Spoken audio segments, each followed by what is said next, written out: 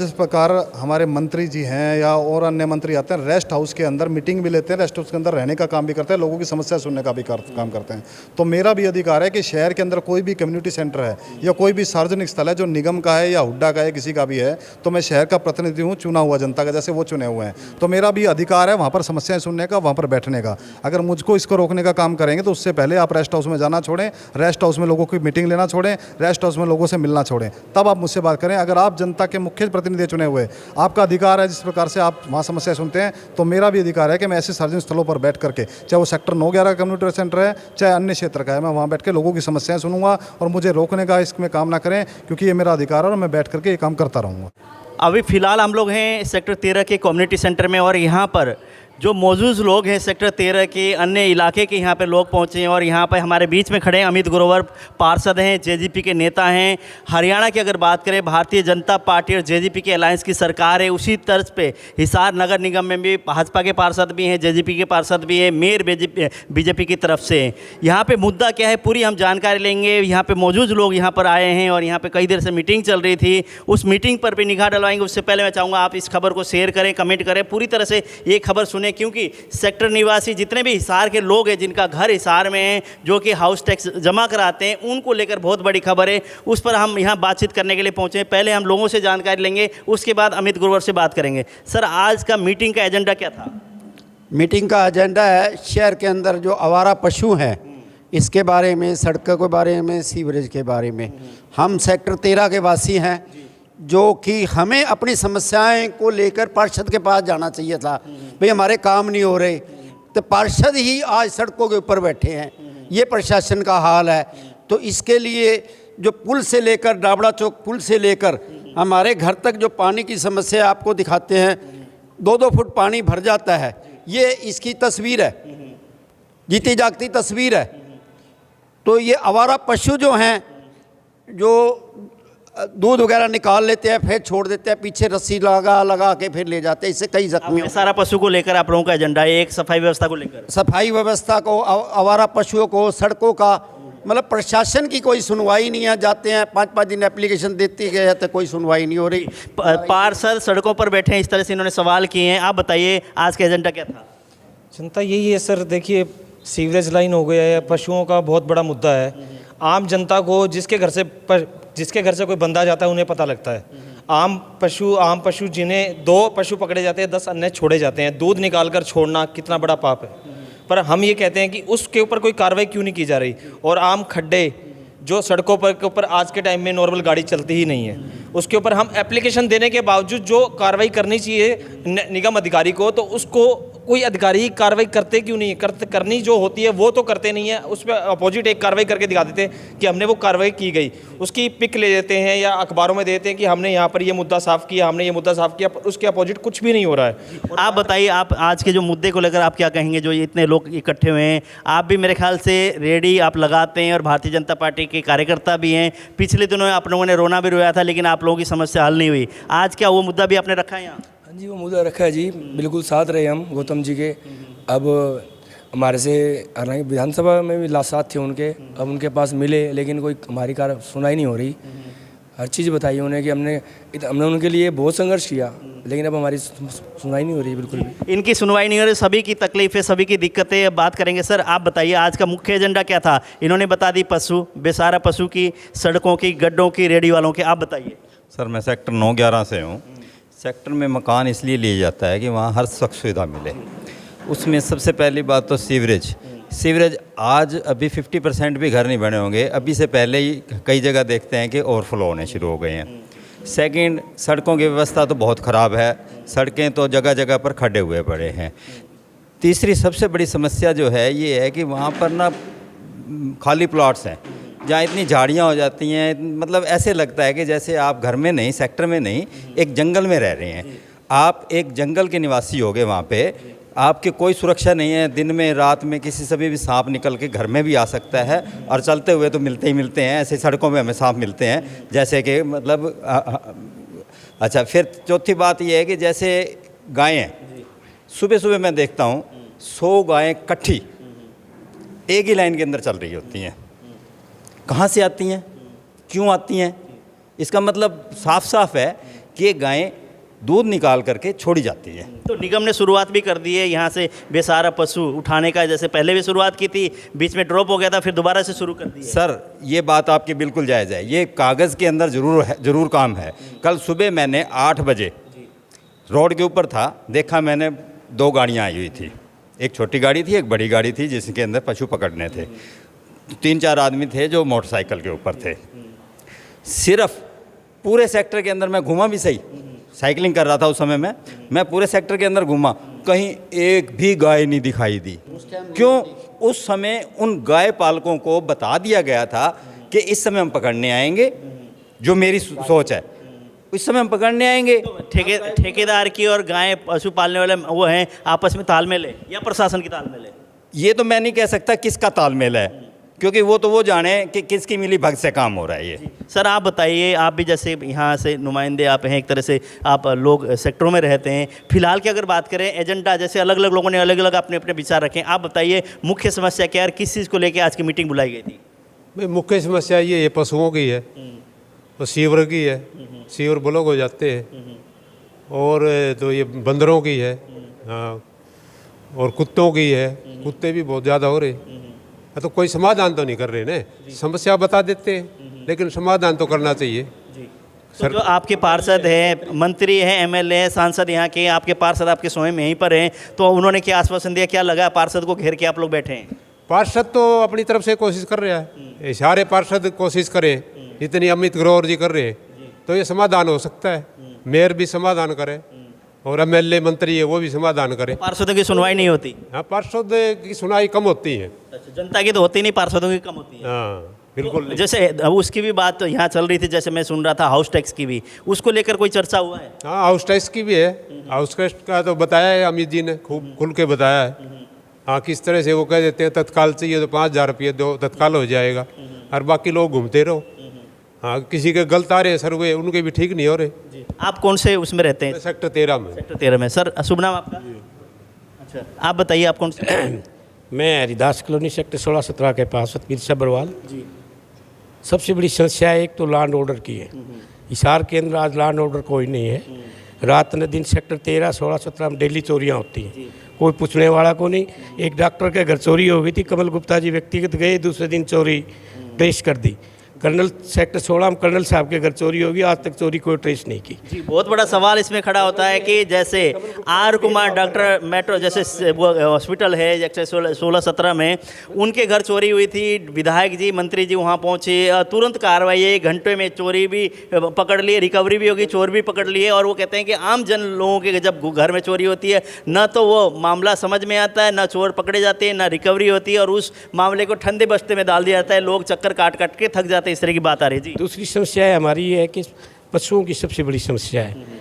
कम से कम 1,000 पशु रात को 10 बजे से ले 4 बजे तक एक जगह रेलवे RUV बना रखा है, वहाँ जाते हैं 9-11 से, और वहीं जो रेलवे लाइन के पास 10 डेयरियाँ हैं, वो पशुपालक सारे वहाँ इकट्ठे हो जाए, रात को छोड़ देते हैं खुले, तो उसके ऊपर भी प्रतिबंध लगा जाए। बार बार इनको कहते हैं लेकिन कोई सुनवाई नहीं, कहीं भी पकड़वाए भी हैं रात को गाड़ियाँ लेके। ग्रोवर साहब ने काफ़ी प्रयास किया है। तो तीसरी समस्या है रोडों की है। लोकल बॉडीज मिनिस्टर है, उसके पास बहुत बड़ी पावर है। सातपुरी जिंदल एक बार मंत्री थी, तब देखा था कि उन्होंने कुछ एरिया चुन लिया था, रातों रात बना दिया था। आज कमल गुप्ता जी एक ही बात कहते हैं, मैं तो भारतीय जनता पार्टी का टिकट आया हूँ, भारतीय जनता पार्टी के नाम से जीता हूँ, हिसार की जनता का मेरा कोई योगदान नहीं। मैं कमल गुप्ता जी से ये पूछ रहा हूँ, हिसार की जनता आपको वोट नहीं देगी तो भारतीय जनता पार्टी क्या करेगी?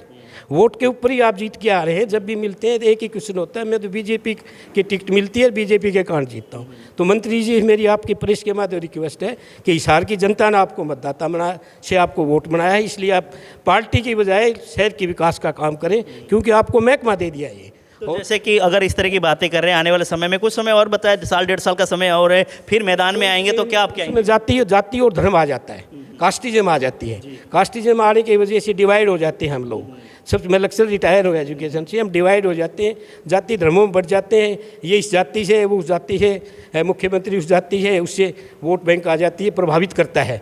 जबकि लोकल प्रभावित नहीं करना चाहिए। लोगों ने ऊंचा उठकर देश हित के लिए या शहर के हित के लिए काम करना चाहिए। विधायक जी से, मंत्री जी से इन्होंने अपील भी की है कि आप वोट की राजनीति ना करें, पार्टी के ऊपर ना जाएं। आप जनता ने जो एक तरह से वोट देकर आपको चुना है उस पर गौर करके जनता की समस्याएं सुने। जैसे आप बताइए, आपसे अमित जी आपके पास मैं आऊँगा बात में, आप बताइए कि जो आज की मीटिंग एजेंडा अलग अलग लोगों ने अलग अलग बातें रखी, आप क्या कहेंगे, क्या मुख्य एजेंडा था? मुख्य एजेंडा इसके अंदर प्रॉपर्टी टैक्स को लेकर के काफ़ी वो था।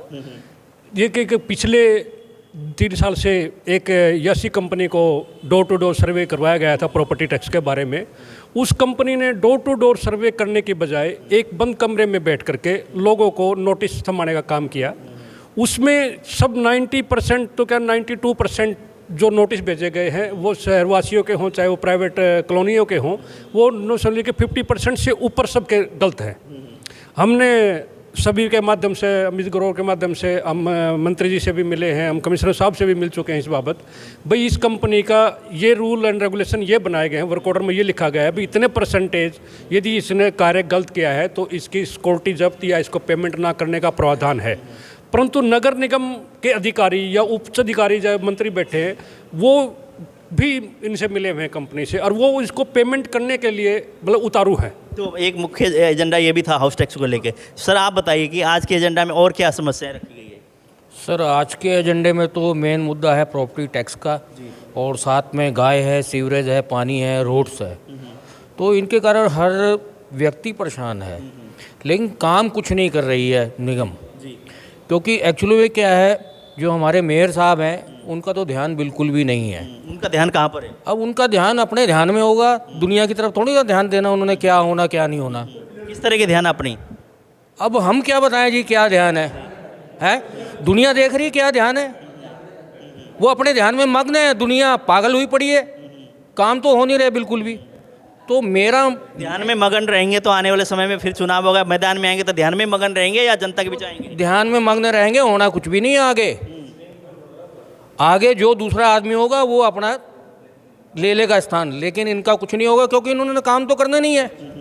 दुनिया कोई पागल नहीं है, आंखें सबकी खुली हुई है और अपनी खुली हुई आंखों से सारा देख रहा है कि काम कौन कर रहा है कौन नहीं कर रहा है। अब हमारे अमित ग्रोवर जी हैं, ठीक है, इनकी पीठ पीछे क्या सारी दुनिया देख रही काम कर रहे हैं कि नहीं कर रहे, लेकिन जो पार्षद और हैं वो जल रहे हैं तो जलो, काम करने वाला तो काम कर रहा है। अब हाथी है वो तो चल रहा है, कुत्ता भौंक रहा है, तो हाथी तो अपने हिसाब से चलते ही जा रहा है ना। तो हमारे अमित ग्रोवर जी तो ये काम करते जा रहे हैं, लेकिन इनके ऊपर कोई दिक्कत वाली बात नहीं है।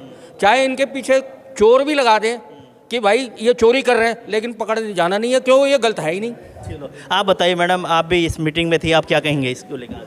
सर यही कहेंगे कि सभी को, सारे नगरवासियों को एकजुट होकर आगे आना चाहिए।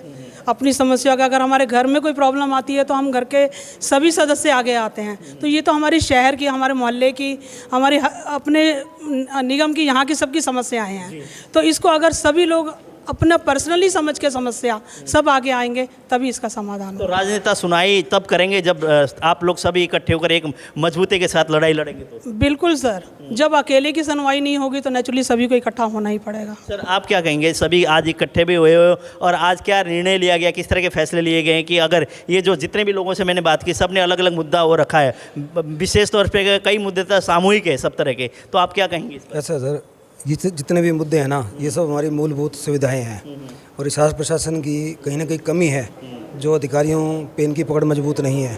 और हमारे लिए बहुत ही शर्म की बात है ये कि हम अपनी मूलभूत सुविधाओं के लिए धक्के खा रहे हैं। जी, मूलभूत सुविधाओं के लिए धक्के खा रहे हैं, दर दर की ठोकरें खा रहे हैं। पार्षद के पास जाते हैं तो पार्षद की आगे सुनवाई नहीं होती। पार्षद कोशिश तो करता है काम करने की, लेकिन आगे सुनवाई नहीं होती तो पार्षद भी क्या करे, घर से कब तक वो लगाता रहे, कब तक करता रहे। आप बताइए कि जो आज की मीटिंग में आपको क्या लगता है, क्या निष्कर्ष निकला और क्या जिस मुद्दे के साथ आप लोग बातचीत कर रहे हैं आगे मुद्दा पहुँचेगा और बुलंद करेंगे इस आवाज़ को? हम मील गेट से आया हूँ जी, हमारा बरवाड़ा चुंगी से मील गेट तक 2-2 फुट के खड्डे हो रहे हैं, व्हीकल तो कार चला था, पैदल चलना ही मुश्किल है। वहाँ हमारा रोड बन जाए तो। मिल गेट से आपका तो एरिया के पार्षद कोई और हैं, आप तो दूसरे पार्षद के यहाँ पहुँच रहे हो। वो जो पार्षद सुनेगा उसके पास आएंगे। अच्छा, वो तो है ही नहीं पार्षद, नाम के पार्षद वो। अच्छा, वो तो अपनी रोटियाँ सेक रहे हैं बस। तो फिर ये वहाँ जाके थोड़ी काम करा पाएंगे कि आपके इलाके में? क्यों नहीं करेंगे, हम यहाँ के रखे हैं तो करें होंगे काम। होंगे। हाँ, उम्मीद है। उम्मीद को नहीं, वहीं धरना प्रदर्शन करेंगे हम। अच्छा, हाँ जी, वहीं पे धरना प्रदर्शन करोगे? बिल्कुल, हाँ, रोड के ऊपर ही। हालांकि दूसरे वार्ड के हैं और एक वार्ड में अलग पहुंच रहे हैं कि हमारी समस्या वहाँ की है, और यहाँ अगर आप अमित ग्रोवर के सामने वो समस्या रख रहे हैं कि मिल गेट की समस्या और सेक्टर 13 में ला के रख रहे हैं, ये किस तरह से वो कहते हैं कि वो तो सुन नहीं रहे, लेकिन इनसे हम गुहार लगा रहे हैं, ये सुनवाई करेंगे। देखते हैं इस पर भी। आप बताइए कि आज की जो मीटिंग को लेकर आपको क्या लगता है, फैसला जो लिया गया है, क्या फैसला लिया आप लोगों ने? फैसला आगे के लिए हमें मीटिंग करेंगे जैसे भी रहेगा, पर लेकिन हाउस टैक्स का जो मेरा मेन मुद्दा है, मैंने 1-1.5 महीने पहले फाइल लगाई थी हाउस टैक्स के अंदर, वो अभी तक कोई क्लियर नहीं है। लेवल 1 भी क्रॉस नहीं किया उसने। पार्षद साहब से, एक्शन साहब से, सबसे हम सेक्रेटरी साहब से हमने एप्लीकेशन लगा ली भी हमारी फाइल को कर दिया जाए, पर लेकिन उनकी तरफ से कोई सुनवाई नहीं है, किसी प्रकार की प्रशासन की कोई सुनवाई नहीं कर रहे किसी प्रकार। आप बताइए सर, जो आज जो आप लोगों ने एजेंडा रखा उस पर अमित ग्रोवर एक तरह से वो तो आगे आप लोगों के प्रतिनिधि कर रहे हैं, क्या आप लोग कितने साथ देंगे कि लड़ाई लड़ने के लिए? अमित ग्रोवर जी ज़मीन से जुड़े हुए हमारे साथी हैं, नेता नहीं। उनको किसी वार्ड से मतलब नहीं, किसी पर्सनल जाति से संबंध नहीं। हिसार के लिए वो काम कर रहे हैं और सबके साथ मिलकर काम कर रहे हैं। अन्य जितने भी हैं, चाहे हमारे विधायक मंत्री महोदय हैं, वो तो 2050 में पहुंच चुके हैं। उनको तो सिर्फ एयरपोर्ट, चाहे वो हमारे डिप्टी सीएम हैं, चाहे वो विधायक मंत्री कमल गुप्ता जी हैं, चाहे कोई और जीवित हैं, वो तो 2050 में पहुंच रहे हैं। हमने हिसार को एयरपोर्ट देना है, वो ये नहीं देख रहे। मैं आज अभी तक किसी भी साथी ने यह समस्या उठाई नहीं है। बात हुई है पीने के पानी की, आज हिसार के किसी भी कोने में चले जाएं और किसी भी वाटर सप्लाई के पानी चलवाएं और टूटी के नीचे से बोतल भरें, उस पानी की शक्ल इन ऑफिसरों को दिखा के देख लो, आप पी नहीं सकते वो पानी। इतना गंदा पानी पूरे हिसार में, चाहे किसी सेक्टर में चले जाएं, चाहे किसी कॉलोनी में चले जाएं, लेकिन उधर किसी का ध्यान नहीं है। प्रॉपर्टी टैक्स की बात हर कोई कर रहा है, इसका मतलब हर कोई परेशान है। प्रॉपर्टी टैक्स का तो इतना बुरा हाल हो चुका है। रही बात सीवर की, वो भी कई आदमी इस बारे में बोल चुके हैं और वो समस्या भी यूँ की यूँ बनी हुई है। पशुओं की समस्या है, हर सड़क पे, हर मोहल्ले में, हर चौराहे में कहीं चले जाओ आपको गायें, पशु आवारा घूमती हुई मिलेंगी। चुनाव के समय के वादे क्या लगते हैं, साकार हुए हैं या खोखले थे? किसके? चुनाव के समय के, विधायक के और मेयर साहब के वादे। वायदे कहाँ? वो तो विधायक तो अभी तो आपके सामने बात हुई, वो कह रहे हैं मेरे को लोगों ने जिताया ही नहीं है। वो वायदे क्या करेगा वो, और वायदे करके पूरे भी कहाँ से करेगा, क्योंकि उसको तो बीजेपी ने जिताया है। एक बीजेपी का ठप्पा था उसके ऊपर, इसलिए वो जीत गया। हमने तो तब भी उसका विरोध किया था। पब्लिक के बीच में आकर पब्लिक का काम कीजिए, हमें सपने मत दिखाइए। लेकिन उसकी तो अहंकार इतना है कि मैं तो बीजेपी का हूँ, बीजेपी तो जीतेगी, एक ही जीत है। और मोदी के नाम से बीजेपी चली जा रही है। विधायक महोदय से पब्लिक को कोई मतलब नहीं।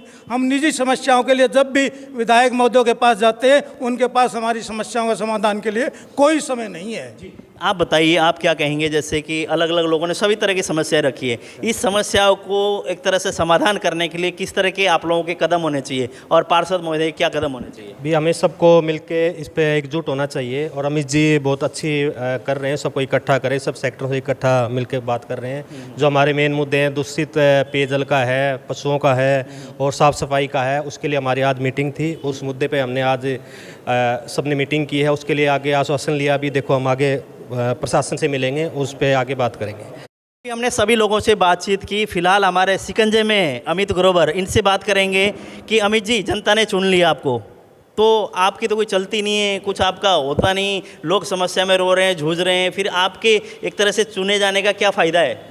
देखिए, मैंने मेरे वार्ड के जो काम है ना, पूरे शहर से सबसे ज़्यादा काम मैंने करवाए हैं।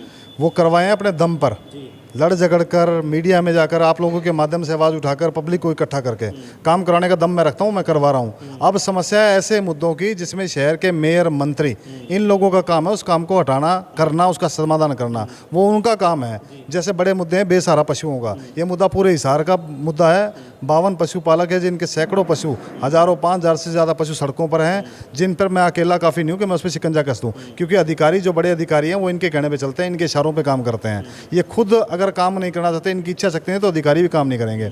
मैं मेरे वार्ड के काम तो मैं करा सकता हूँ, लड़ झगड़ के भी कराता हूँ, लेकिन इन कामों के लिए इन लोगों को आगे आना पड़ेगा। अगर ये नहीं आएंगे तो हम पब्लिक के साथ मिल करके धरना भी प्रदर्शन भी करेंगे।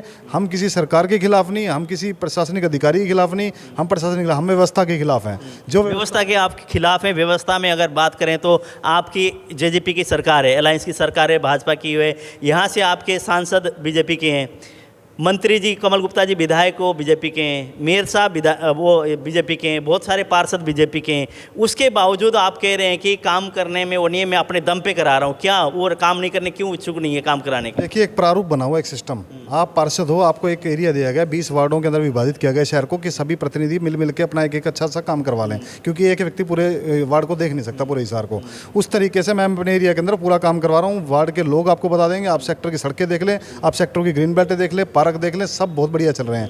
लेकिन पशुओं का मुद्दा, प्रॉपर्टी टैक्स का मुद्दा, सीवरेज और पानी का मुद्दा, ये जो मुद्दे हैं, ये पूरे शहर के अंदर व्यवस्था ठप है।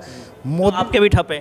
मेरा, मैं बता रहा हूँ जी, मेरे जो काम आपको बताया, जो मैंने करवाए वो हैं। सीवरेज का मुद्दा ठप है मेरा, पिछले 2 साल से ठप है। मैं चक्कर काट रहा हूँ चंडीगढ़ जाकर के, जो सीए साहब हैं हुड्डा के, उनसे मिल करके 40 लाख की एक मशीन है, जो हिसार के पूरे सेक्टर, जितने भी सेक्टर हैं हिसार के, सारे मेरे वार्ड के नहीं, उनकी मशीन है। 2 साल से सीवरेज की सफाई नहीं हो रही। चंडीगढ़ चक्कर काट के पास करवा के इनको ला करके दी है। मेरी जिम्मेवारी यही बनती है, जबकि ये मुद्दा मेयर का और मंत्री का बनता था। वो क्यों नहीं सुनते, वो क्यों नहीं करना चाहते? मेयर और एक तरह से यहाँ से मंत्री हैं, विधायक हैं, वो क्यों नहीं करना चाहते? वोट लेने के बाद आराम से कुर्सी में बैठो, एसी की हवा लो ठंडी, उसके बाद जनता के काम ना सुनो, मतलब क्यों कान बूंद के क्यों बैठे? उनकी इच्छा शक्ति नहीं है, उनका कोई विजन नहीं है। विजन सिर्फ वहीं तक सीमित है कि सड़क बना दी, गड्ढे भर दिए, भाई इतना ही काम है। सीवरेज बंद हो गया, उसमें फट्टी मारा हो जाकर के, यही विजन है। एक मास्टर प्लान बना करके विशेषज्ञों की टीम बुलाओ। पूरे आप इंदौर घूम करके आए थे, आप इंदौर की बात कर रहे हो, हम दूसरा इंदौर नहीं, हमको पहला विकासशील प्रगतिशील हिसार चाहिए। आप वहाँ के विशेषज्ञों को यहाँ बुलाओ, पूरी टीम बुलाओ, कि ये यहाँ के जो इंजीनियर हैं वो काम क्यों नहीं कर पा रहे। तो अमित जी, जैसे आप ना समय समय पे आते हो, लोग आपके साथ देख रहे हैं कि मौजूद लोग हैं, और जो पार्षद है वो क्यों नहीं बोलते? सिर्फ आप अकेले पार्षद बोलते रहते हो। औरों को क्या, औरों के इलाकों में समस्या नहीं है, या औरों के साथ भाजपा के नेताओं की साठगांठ हो चुकी है? क्या कारण है और पार्षद खुलकर सामने नहीं आते? क्या मानते हैं आप कि आप अकेले आवाज़ करते रहते हो, यहाँ समस्या है, आपको लेकर मिल गेट के लोग आपके पास आ रहे हैं सड़क की समस्याओं को लेकर? देखिए, आज भी शहर के अलग अलग क्षेत्र से लोग आए हुए थे, सब ने मिल करके एक फैसला लिया है कि हम अधिकारियों से मिलें, अधिकारियों से मिल चुके हैं, लेकिन अब धरना प्रदर्शन पर उतारू हूँ, क्योंकि शहर में समस्या है। मैंने इच्छा शक्ति की बात करी थी, विजन की बात करी थी। वो विजन, इच्छा शक्ति किसी में नहीं है। जब निगम की हाउस की मीटिंग होती है, मैं 1 साल से आवाज़ उठा रहा हूँ कि एसपी साहब को पत्र लिखो। निगम में मेयर साहब को, जो चेयरपर्सन थे हमारी मीटिंग के, कि एसपी साहब को पत्र लिखो कि जो बाइक पर दौड़ा करके गायों को ले जाते हैं, इनके ऊपर कार्रवाई करो, इनको इम्पाउंड करो, ताकि ये चीज़ें बंद हो। आज तक पत्र तक नहीं लिखा गया। क्यों नहीं लिखा गया? अवैध बाड़े सरकारी ज़मीन पर चल रहे हैं, हुड्डा की ज़मीन पे, निगम की ज़मीन पे, रेलवे की ज़मीन पे, उनके ऊपर कार्रवाई नहीं हुई। वैसे तो आप 1-1 इंच के लिए आप अतिक्रमण जो करते हैं, लोगों के घर तोड़ देते हो, और यहाँ जो रेलवे लाइन के करीब रेलवे की जगह है, हुड्डा की जगह है, निगम की जगह है, उस पर बाड़े चल रहे हैं, उस पर करने का काम नहीं करते आप लोग। तो आप कहीं ना कहीं आपकी मिली भगत साबित होती है। प्रॉपर्टी टैक्स को लेकर आज दलाली चल रही है निगम के अंदर, 5-5 हज़ार 4-4 हज़ार रुपये पब्लिक से लुटे जा रहे हैं। पहले तो अनऑफिशियल लुटे जा रहे थे, अब ऑफिशियल कर दिया है कि 2 दिन के अंदर काम कराना है तो तत्काल 5,000 रुपये दो और काम करवा लो। मतलब एक समर्थ व्यक्ति तो 5,000 रुपये दे दे, ऑफिशियल रिश्वत जिसको हम बोलेंगे। और जो कैपेबल नहीं है, जो गरीब लोग हैं, जिसको एनओसी एनडीसी या नई प्रॉपर्टी बनानी है, वो तो चक्कर ही काटे। जैसे अमित जी कह रहे हैं, पहले अनऑफिशियल एक तरह से घूस लिए जाते हैं, रिश्वत लिया जाता है, अब ऑफिशियल वहाँ से रिश्वत लिया जा रहा है, क्योंकि अगर लेट होता है तो उनसे 5,000 4,000 रुपये एक तरह से वहाँ से एक तरह से उसके उनसे जो वहाँ पे लोग जमा कराने थे फीस, उसमें कि एक तरह से पेनल्टी लगा के इस तरह से वहाँ से वसूली जा रहे हैं। इस तरह की बातें कह रहे हैं कि इस चीज़ को लेके आपने पहले भी आवाज़ उठाई थी, इसको लेके हमने मंत्री विधायक कमल गुप्ता से ही बात की थी, मैंने उधर से मेयर साहब से भी की। उन्होंने कहा थी हमारा एजेंडा पास हो गया, जो भी कंपनी थी उसके खिलाफ कार्रवाई करने के लिए प्रस्ताव पास हो गया है। तो उसको लेकर क्या हुआ फिर? उसको एजेंडे को लेकर भी मैं आपको बता देता हूँ। एजेंडा वो मैंने ही पास करवाया था। जब मैं आंकड़े लेकर के गया था, उसकी एग्रीमेंट की कॉपी मैंने चंडीगढ़ से निकलवाई थी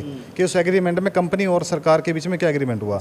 उस एग्रीमेंट के अंदर लिखा होता है 5% से ऊपर अगर इनके सर्वे गलत हैं तो इनको रीसर्वे करना पड़ेगा, उनके भुगतान पर रोक लगेगी। मैंने जब वो आंकड़े प्रस्तुत किए तो मेयर साहब ने खुद अधिकारी को बोला, भाई ये जो एग्रीमेंट लाइन को पढ़ के सुनाओ। अधिकारी ने पढ़ के, डीएमसी ने पढ़ के सुनाया कि जिसके अंदर लिखा हुआ 5% से ऊपर जो है रीसर्वे होगा। तब ये फैसला हुआ, तब जो मीडिया के सामने सर्वसम्मति से प्रस्ताव पास किया गया, सभी पार्षदों को उसमें सहमति जतानी पड़ी कि हाँ ये बिल्कुल ठीक है, इसके अनुसार 5% से ज़्यादा गलत है। और कंपनी ने माना कि हमने 1,90,000 बिल बांटे, 10,000 हमारे गलत थे, तो 10% से ज़्यादा हमारे बिल गलत हैं और 5% से ऊपर ये कार्रवाई होती है। तब ये सर्वसम्मति से प्रस्ताव मैंने पास कराया कि इनकी पेमेंट रोकी जाए और इनका रीसर्वे हो। लेकिन लेकिन इन्होंने उस जो कॉपी है उसकी, जो हाउस के अंदर लिखा गया इस चीज़ को, क्योंकि कार्रवाई नोट होती है ना, उसके अंदर ये लिखा जाना था कि भाई ये सर्वसम्मति से पास किया जाता है, सभी सहमति से, कि इसकी जो है रिसर्वे किया जाए। लेकिन इन्होंने हाउस की जो कार्रवाई थी उसको बदल दिया। उसके अंदर इन्होंने कर दिया कि 4-4 गलियों का फिर से ये रिसर्वे करेंगे पार्षद और अधिकारी की मौजूदगी में। अगर तब गलत निकलता तब कंपनी में कार्रवाई करेंगे, लेकिन प्रस्ताव कुछ और पास हुआ था। तो इस तरह की मिलीभगत है। ये कंपनी बड़े नेता की है और बीजेपी से रिलेटेड नेता की है, और वो मिल करके कोई बोल नहीं पा रहा, ये इनकी मजबूरी है या कोई सेटिंग है। तो आप भी जैसे ही जेजेपी के नेता हैं, यहाँ से चुनिंदा पार्षद हैं, आपने आपके डिप्टी सीएम दुष्यंत चौटाला से ये बात नहीं रखी कि हिसार के अंदर इस तरह की समस्या है? स्वयं यहाँ उनकी एक तरह से निवास है दुष्यंत चौटाला जी का, और यहाँ से राजनीति करते आए हैं, तो उनसे आपने बातचीत नहीं की ये समस्या आ रही है महोदय? मैंने डिप्टी सीएम साहब के सामने इन समस्याओं को रखा हुआ है। उसके अलावा जब सीवरेज की समस्या थी तो उन्होंने ही चीफ साहब को फ़ोन करके मुझे टाइम दिलवा करके उनसे मिलने के लिए भेजा था, जिस पे काम हुआ। उसके अलावा जो प्रॉपर्टी टैक्स का मामला भी उनके सामने रखा है मैंने। सरकार, चाहे मोदी जी हैं, चाहे खट्टर साहब हैं और चाहे दुष्यंत जी हैं, वो पूरे हरियाणा को या पूरे इंडिया को देखते हैं। उनका ये नहीं है कि वो घर पे हिसार में हर क्षेत्र में हल्के में जा करके वो देखें कि क्या समस्या चली है। इनकी जो मेयर है, हमारे जो मंत्री हैं, उनकी जिम्मेवारी बनती है कि अगर शहर में कोई समस्या है तो वो मुख्यमंत्री से या उप मुख्यमंत्री से गुहार लगाएं, वहाँ के लिए साधन लेकर के आएँ, मशीनें लेकर के आएँ, या प्रॉपर्टी टैक्स में जो धांधली है। मेयर और मुख्य, जैसे यहाँ के मेयर और विधायक जी, मंत्री जी की उनकी नीयत नहीं है कि हिसार में काम हो? बिल्कुल ऐसा ही है। हमारे जनप्रतिनिधि जी हैं, वो उनके संज्ञान में हर मामला आया हुआ है। ये जो सीवरेज की मशीन का मामला था, ये मैंने मीटिंग में रखा था, मेयर साहब भी थे उसमें, अपने विधायक जी भी थे, उनके सामने रखने के बावजूद भी कुछ नहीं हुआ। मील गेट का मुद्दा मंत्री जी के सामने 10 बार जा चुका है, लेकिन आज तक पूरा नहीं हुआ। और नगर निगम में जो धांधली चल रही है, जो दलाली चल रही है, उसको लेकर क्या मेयर साहब को पता नहीं है क्या? मेयर साहब उस कुर्सी पे बैठे हैं, उनकी व्यवस्था बनती है, वो हाउस टैक्स की शाखा में कुर्सी लगा के बैठ जाएं, देखें कैसे काम नहीं होता। काम करें, मुझे बताओ, मैं दिखाता हूँ कैसे काम होता है। ऑनलाइन ट्रैकिंग सिस्टम शुरू कराओ फाइल का, घर बैठ करके हम ऑनलाइन, आज पानी का बिल 100 रुपये का भरना हो तो हम घर बैठ के भर सकते हैं, लेकिन निगम का बिल भरने की कोई व्यवस्था नहीं है। ऑनलाइन ट्रैकिंग सिस्टम होना चाहिए। सीनियर सिटीजन चार्टर और राइट टू सर्विस एक्ट के तहत हर कार्य की समय सीमा होती है, 1 हफ्ता, 10 दिन, 15 दिन, वो लागू करना चाहिए। अगर वो काम नहीं होता तो संबंधित क्लर्क और संबंधित अफसर के खिलाफ कार्रवाई, जवाबदेही तय होनी चाहिए, तब ये सुधार होगा। तो ये सुधार की आपने बात की, आज बहुत सारे लोग यहाँ बैठे थे, मीटिंग आप लोगों की, सारे एजेंडे तो आपने रख दिए, लोगों ने भी रखे। इस पर अगर कार्रवाई नहीं होती तो आप लोगों का क्या रुख होगा? किस तरह से आप इसको एक तरह से इम्प्लीमेंट कराने के लिए प्रयास करेंगे? सर, आज शहरवासियों के साथ हमने पीछे क्रांतिवन पार्क में मीटिंग रखी थी, जिसमें से 200 से 250 लोग हमने बुलाए थे, शहर के 5-5, 7-7 लोग। आज हमने उनमें से 2-2 लोग बुलाए हैं शहर के, और इस कमेटी बनाई है सिविल सोसाइटी, जो मिल करके इसको आगे की रूपरेखा तय करेगी। अब आज फैसला ये हुआ है कि हम 1 हफ्ते के लिए हम लोग मीडिया के माध्यम से, आपके माध्यम से सूचित करेंगे कमिश्नर को, हमारे प्रशासनिक अधिकारियों को, मंत्री महोदय को, सबको। उसके अलावा एक पत्र हम लोग लिख करके निगम के अंदर जमा करवाएंगे, जिसके अंदर लिखा होगा 1 हफ्ते का समय है, आप हमारी 21 सदस्यीय कमेटी को बुलाइए, हमारे पास पूरा एजेंडा है, रोड मैप है, किस किस तरह से सुधार हो सकते हैं, हमारे पॉइंट्स को आप देखें, हमें लिखित में आश्वासन दें, उस पर कार्रवाई शुरू करवाएं, तो हम रोक सकते हैं। वरना सोमवार से हम लोग नगर निगम में अनिश्चितकालीन धरना शुरू करेंगे, जिसमें सीवरेज की समस्या को लेकर पब्लिक हेल्थ वाले के खिलाफ, और नगर निगम में जो बेसहारा पशुओं को लेकर, अवैध बाड़ों को लेकर के, और उसके अलावा प्रॉपर्टी टैक्स को लेकर, धांधली को लेकर के, और बस स्टैंड पे जो रेडी वाले हैं जिनको 20-25 परिवारों को उजाड़ा जा रहा है, पक्षपात किया जा रहा है, उसको लेकर के, इन मुद्दों को लेकर हम धरने में बैठने अगले सोमवार से, जैसे आज संडे है और कल मतलब 2 दिन निश्चितकालीन धरना करेंगे, उसके बाद क्रमिक भूख हड़ताल, और फिर भी ना माना तो आमरण अनशन करेंगे, ताकि शहर की व्यवस्था सुधरे। ये लोग खड़े होकर के लोगों का संज्ञान लें। विधायक जी और मेयर साहब आप सुन लिए, अमित ग्रोवर आपके पार्षद हैं, उनसे हमने बातचीत की। जी, एक और बताइए। जो मेरे खिलाफ षड्यंत्र रच रहे हैं लोग, जो साजिश करने का प्रयास कर रहे हैं, बड़े बड़े मंत्री से मिलकर के, जो शहर के मुख्य नेता हैं, और अपने चमचे पिछलोगू जो पार्षद हैं 1-2 उनको, और अन्य लोगों को मेरे पीछे लगा करके, क्योंकि उनको मेरे खिलाफ कुछ मिलता नहीं है। सिर्फ यहाँ पर ये सेक्टर 13 का कम्युनिटी सेंटर है, यहाँ बैठ के मैं लोगों से मिलता हूँ, शहर के दूर दूर के लोग भी मेरे साथ यहाँ कर मिलते हैं, तो इनको लगता है कि ये काम क्यों हो रहा है, तो उसको उठाने का प्रयास करने के लिए मेरे पे मनगढ़ंत आरोप लगाए जाते हैं। मैंने राजनीति से ऊपर उठ करके राजनीति की है, मतलब राजनीतिक पार्टियों से ऊपर उठ के, जाति पाति से ऊपर उठ करके मैंने राजनीति की है। मैंने झुग्गी झोपड़पट्टी वाले जो बिहार के लोग हैं, उनके बच्चों का इलाज करवाना, ना तो वो यहाँ की जाति के, ना उनके वोट हैं, फिर भी उनकी ट्रीटमेंट करवाता हूँ मैं लोगों से मिल करके। उसके अलावा शहर के अमीर से अमीर लोग, जो जितने भी लोग हैं, मोहल्ले के लोग, कॉलोनियों के लोग, उनके घर जा करके उनकी समस्या दूर करने का प्रयास करता हूँ। फिर भी मेरे ऊपर गलत तरह के इल्ज़ाम लगाए जाते हैं। अगर मैं किसी पार्टी के झंडे को विशेष महत्व देता, मेरी पार्टी है, मैं उनसे अटैच हूँ, दुष्यंत जी मेरे आदर्श हैं, उन्होंने भी संघर्ष किया है, हम लोग उनको फॉलो करते हैं। लेकिन इस मामले के अंदर हम लोग अगर इसको लेके चलते तो मैं आज इन लोगों के साथ धरना प्रदर्शन की बात ना कर रहा था, अगर मैं सत्ता पार्टी का पक्षधर होता तो।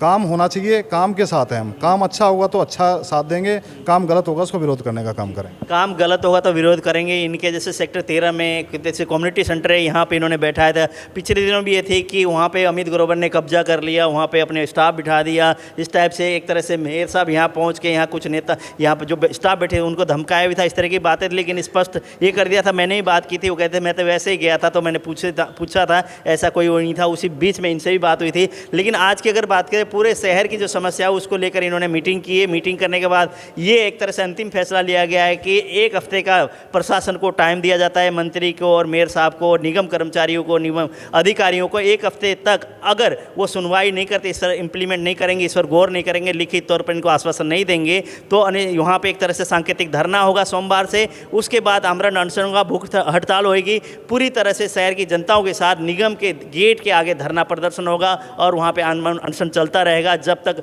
इनकी बात नहीं सुनी जाएगी। हिसार में विकास की और जो नेता प्रशासन कार्य नहीं शुरू करेंगे।